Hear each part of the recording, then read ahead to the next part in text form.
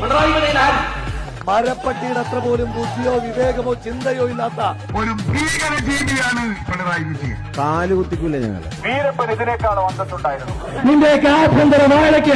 വയനാട്ടിലേക്കൊരു തുരങ്കപാത, കിലോമീറ്ററുകൾ നീളുന്ന മലയോര പാതകൾ, കാസർഗോഡ് മുതൽ തിരുവനന്തപുരം വരെ 6 വരിപ്പാത, എല്ലാ നഗരങ്ങളിലും ബൈപ്പാസുകൾ, സ്മാർട്ട് റോഡുകൾ, ജലപാതകൾ, മെട്രോയും വാട്ടർ മെട്രോയും, തെക്കേ അറ്റത്ത് തലയുയർത്തി നിൽക്കുന്ന ഒരു തുറമുഖം.